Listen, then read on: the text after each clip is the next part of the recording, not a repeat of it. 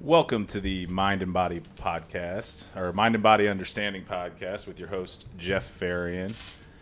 Today we've got a guest in the studio coming to talk to us about mental and physical well-being.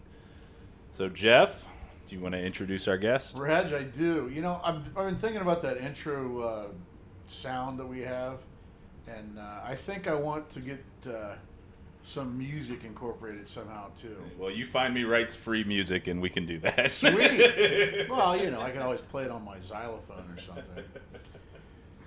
Okay, I named this show, and I named my original company Body Understanding, but Mind and Body Understanding because of the connection between mind and body. I mean, there's absolutely no way of separating the two, and I want to progressively try to educate myself and then my clients and people I interact with on the connection between the two, and I couldn't think of a better person to bring on the show to discuss that than Deb Messner.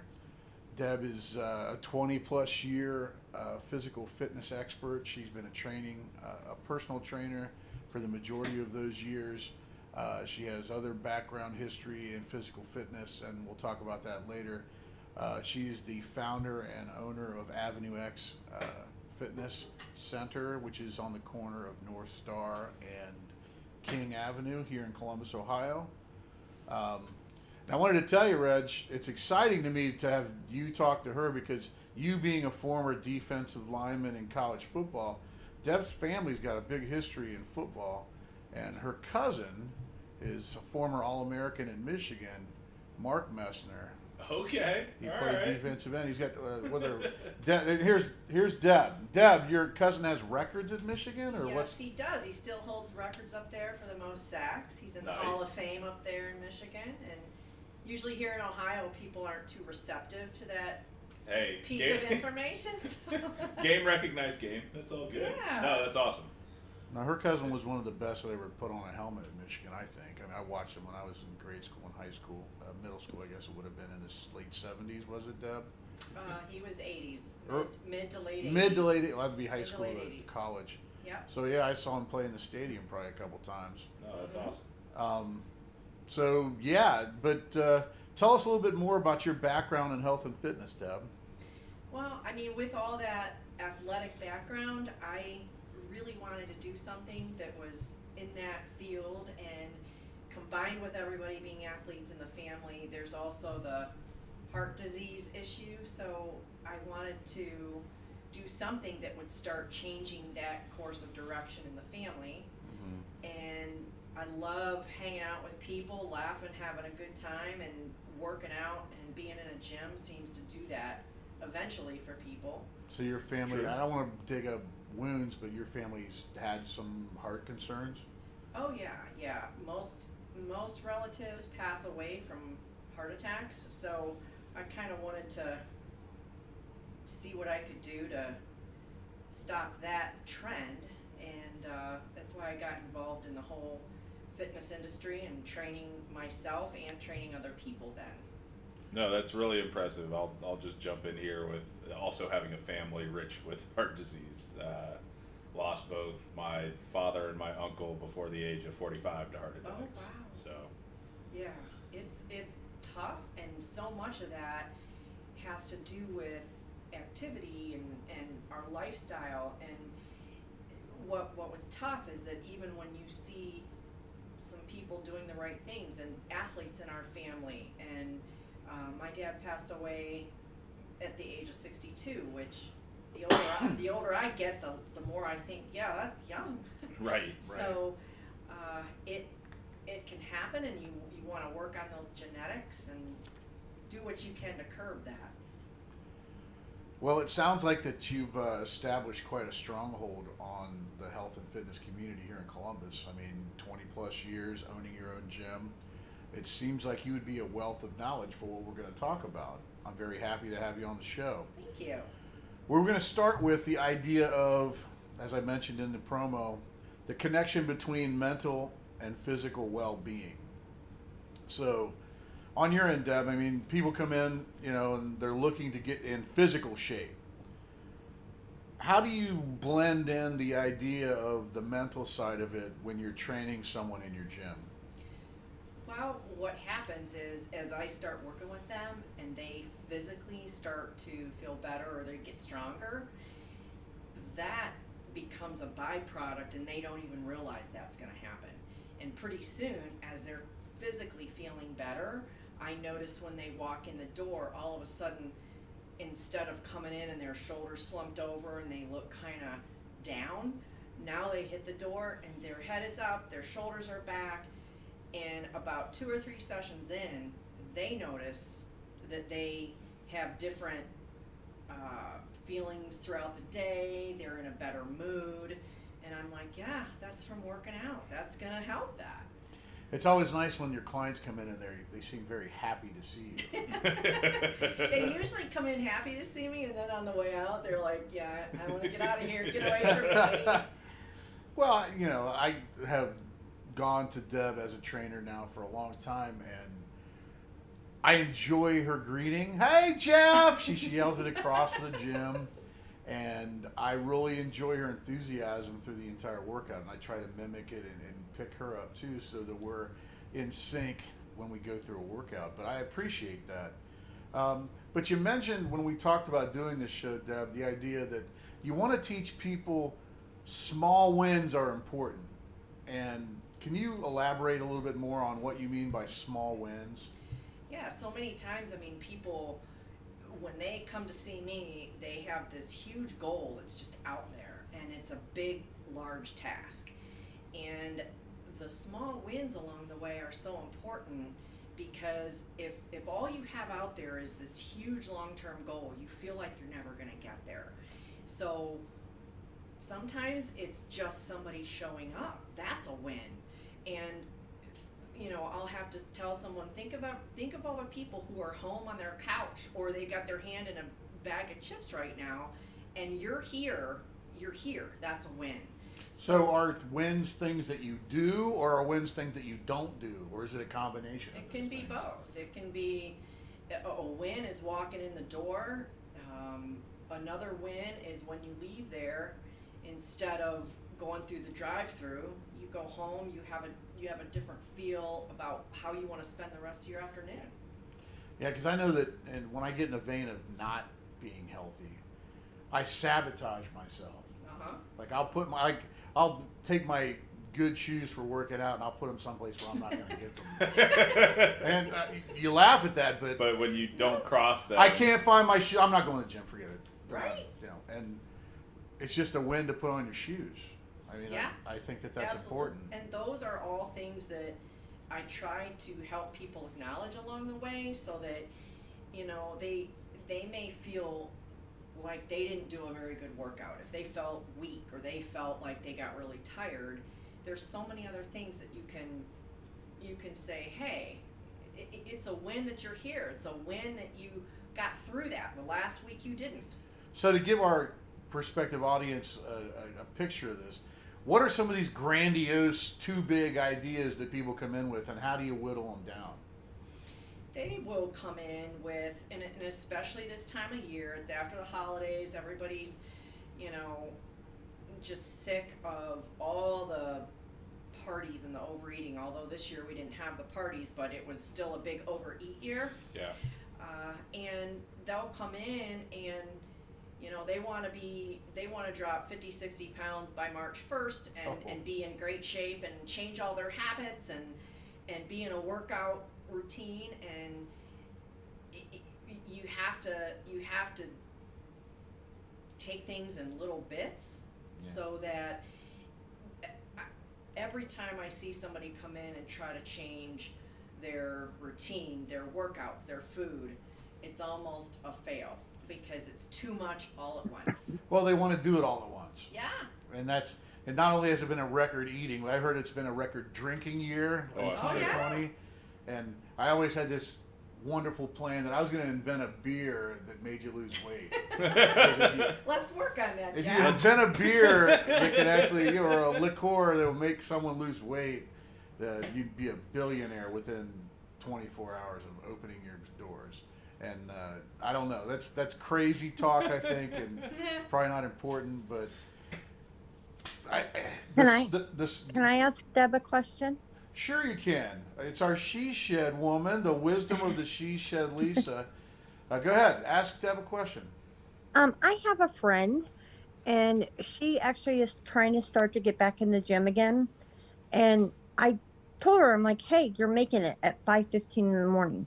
But she's now getting a lot of anxiety about going because she's not feeling the confidence that she sees the people around her striving for. And I don't know what to really like. How do you get somebody to get past that point of everybody's doing so much better than I am mentality? Mm. Because that's where she's at. And now she's wanting to kind of stop. But I keep saying, you're making it there. But the anxiety that she gets seeing the people around her, I guess, how would you address that?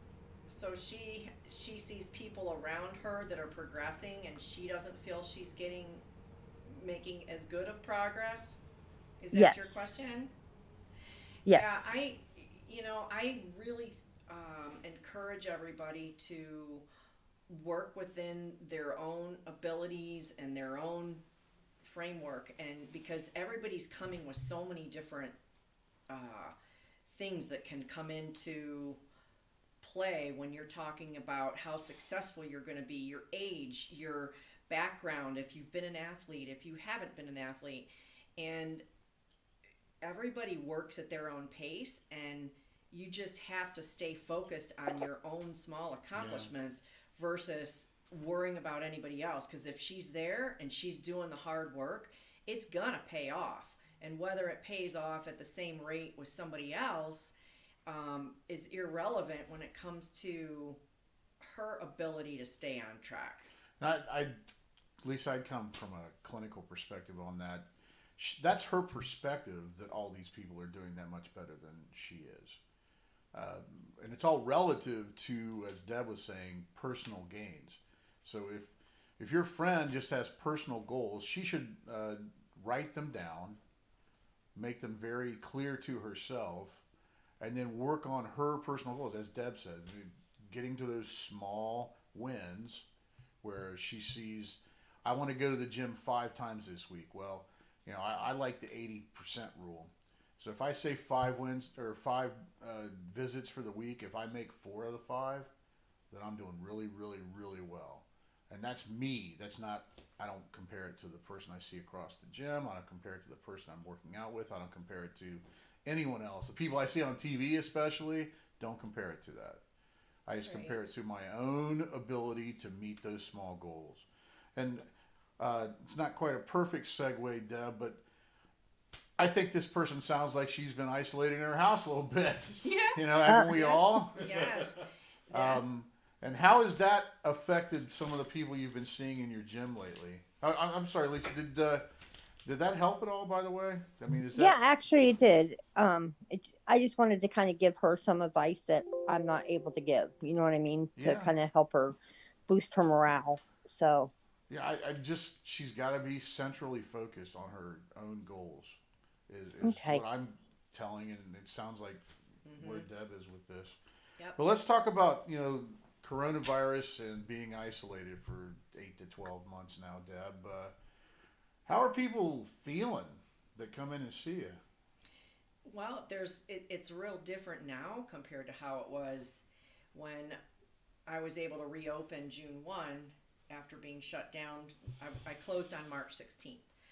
So at the beginning, people were kind of into their Zoom workouts, their apps. They tried to stay up on that, and there was about a 2 to 3 week period of time where people were very engaged, and then it just tailed off, and it's like, people are they're starting to lose it a little bit, and a lot of that was because they were sick of virtual stuff already. They were tired of not seeing a person, and so that interaction one on one when you come into a facility and you have camaraderie and you have all that, you take all that away when you're doing an app or when you're looking at a computer screen trying to figure out if you're doing the lift right. And Your gym has been very successful, in my opinion, but it seems from how you've been doing in keeping people separate, safe, but also getting a great workout. for sure. So can you talk about that? How you've been able Yeah. to do that? It's a small. I created the model to be small, but even before the virus, so it keeps people spaced out really well. We have maybe six to eight people max in a session, and so that keeps everybody spread out in the facility on different equipment in a different spot. How many square foot do you have there? 2,500. So Yeah. you've got about six or eight people in that amount of square footage. You're spread out. And back to Lisa's point about how you do on your own, in that situation we could have an athlete that's 28 years old with somebody who's 55 with someone who's 40, and it doesn't matter what anybody else is doing. In their moment, they're doing their stuff on their own, but yet you still are around people. And I saw when we were able to reopen, people became like excited just to see another human being yeah. when they walked in the door. So that was great to see, and I understood it because after almost 3 months of being isolated myself, it was a challenge because you start to feel like I don't want to go back in and do those things that I've always done. Everything's changed, and you feel lethargic because you laid around for 3 months. Right. Well, like the group that you had in last summer that I was coming in and working out with at the 8 o'clock session. When I stopped coming in at the 8 o'clock session, they're like, "Where's Jeff? What happened to Jeff?" There's accountability. Well, accountability, but just, the desire to be within a group and to actually interact with people too. Not necessarily me, but just anybody. For sure. I'm finding that new clients that come into counseling want to come in face to face. They really want to. They don't want to make sure it's safe. Right. The environment's safe and that it's, kept sanitary and all that. But they want to talk to someone face to face. They don't want to video chat. They don't want to. I mean, I don't know where you are or your friend, Lisa, but did your friend have some isolation issues as well concerning Maybe socially, but Yeah. she was considered an essential worker, so she's never been laid off. She was No. never stuck at home in that aspect. Well, that's good. I think- Sometimes when you're stuck at home, you get in your head a lot too. I was just going to say that. Go ahead, you Deb. start worrying about stuff when you're home. I mean, I would be home thinking, what's it going to be like when I reopen? Are people going to come back?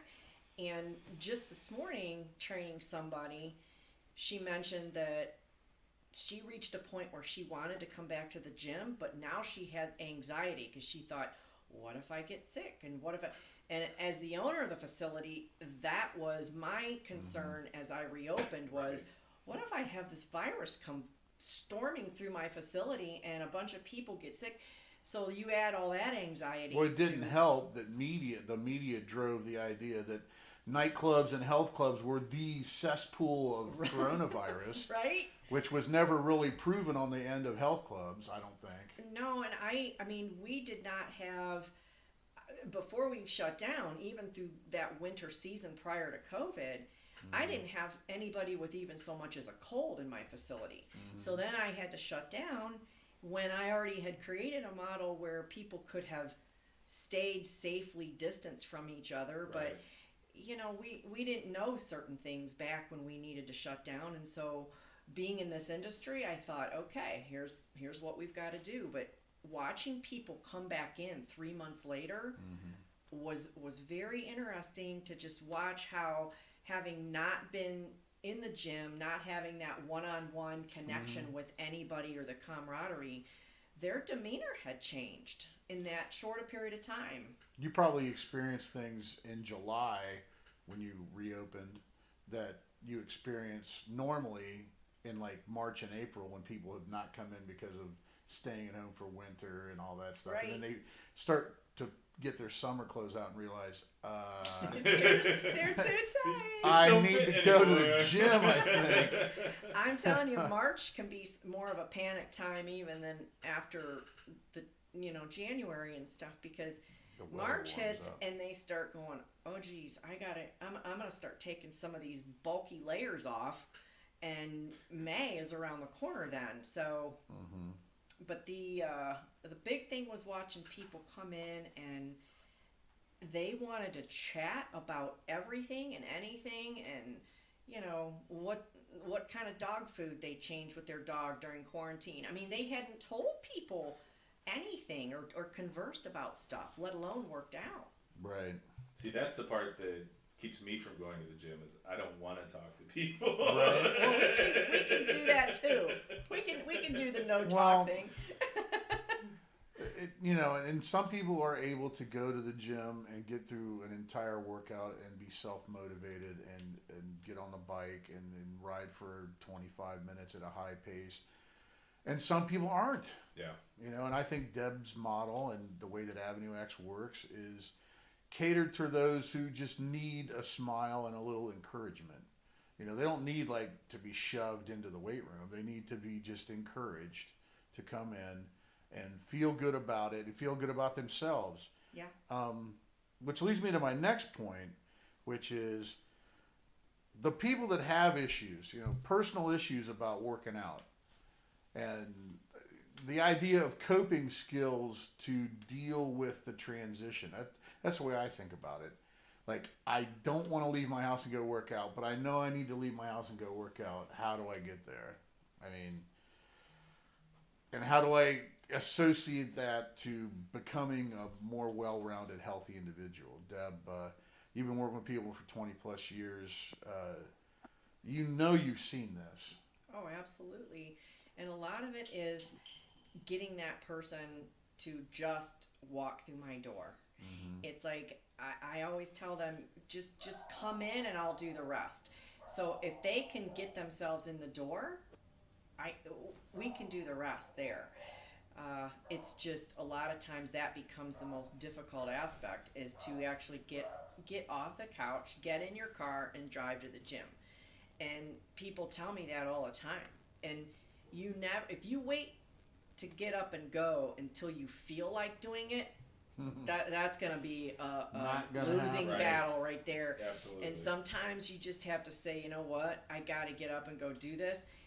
And you might expect to have the worst workout that day because you're just not feeling it. And 9 times out of 10, those are people's best workouts, because they get there and they have no expectations, and all of a sudden they get into it. So, but you can't wait for your feelings to come along and be super excited about something that is going to be hard work and be challenging, and sometimes you just don't want that.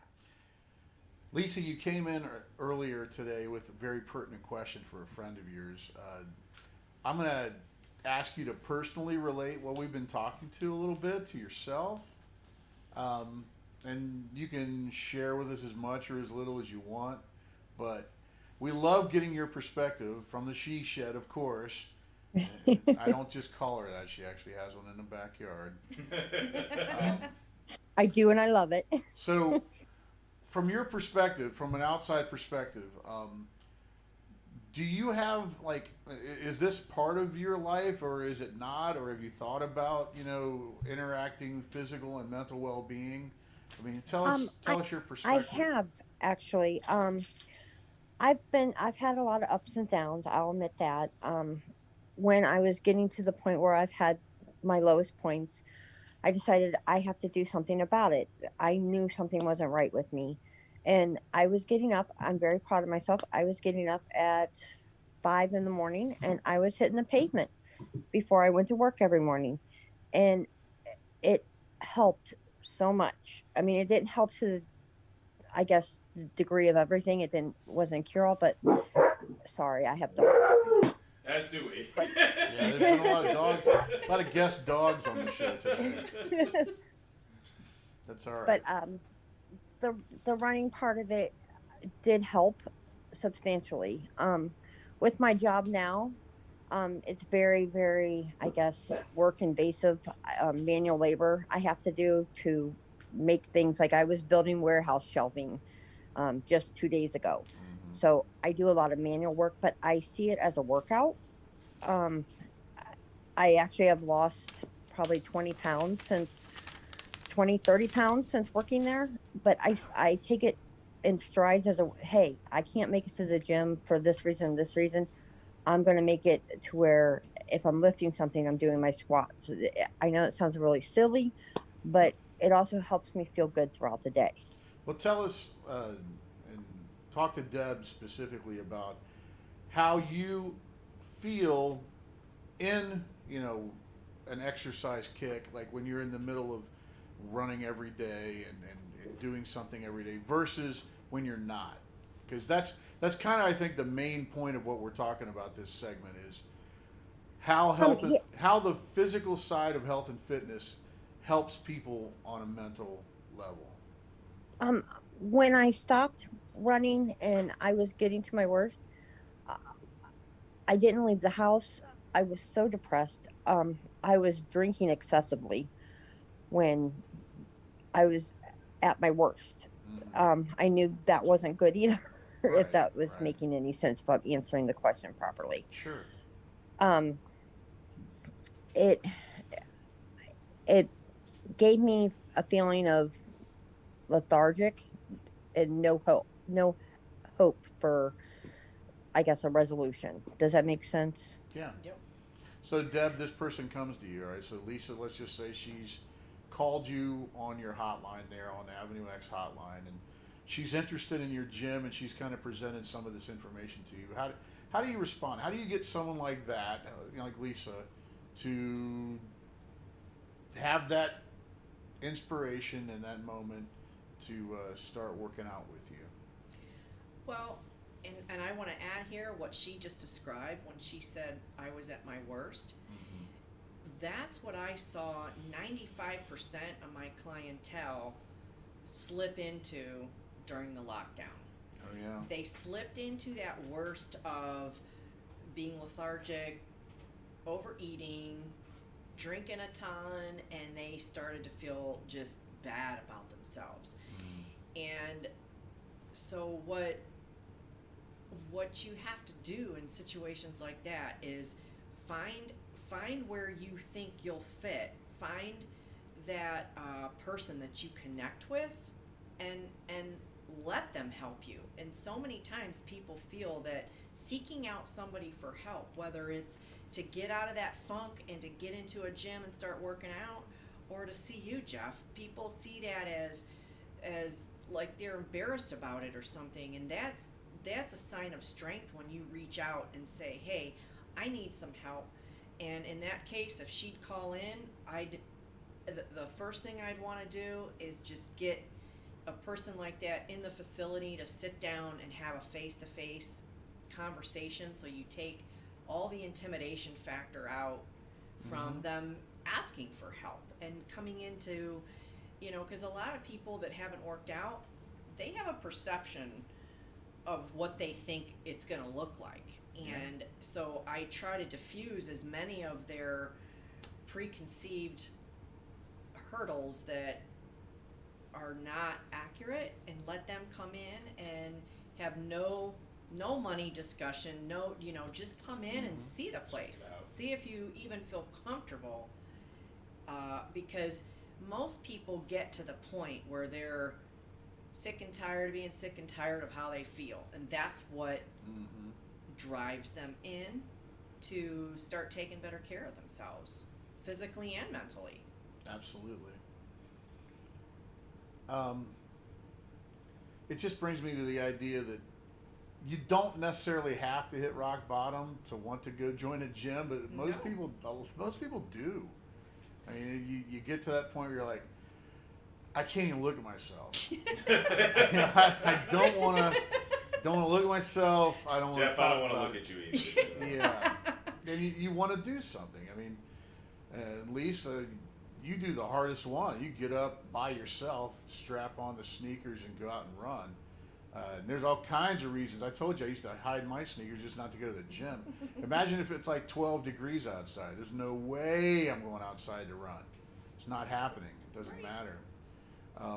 You So find more something power you to like. you with that one. Yeah, my favorite part of running, which sounds really weird, is when it's raining. That does It sound feels weird. Go ahead. I know, but it feels so empowering to a degree when you start running and Mm-hmm. just to run in the rain and feel it on your face. Mm-hmm. I felt better those days than any other day because I was running when it was 30 degrees out and I Mm-hmm. was running when it was 80 degrees out. So I love a good rainstorm. I know that sounds really silly, but it's probably one of my better runs all the time. No, I've been around athletes a long time, and for some reason, when it rains, even though there's adversity, they seem to step up and like perform. And I think that's something that just they kind of kick in the idea that they're not going to let that defeat them and things of that nature. Yeah, you tend to feel super hardcore when you're out in a blizzard or you're out in a torrential Right. downpour, Absolutely. and that goes with how that exercise makes you feel.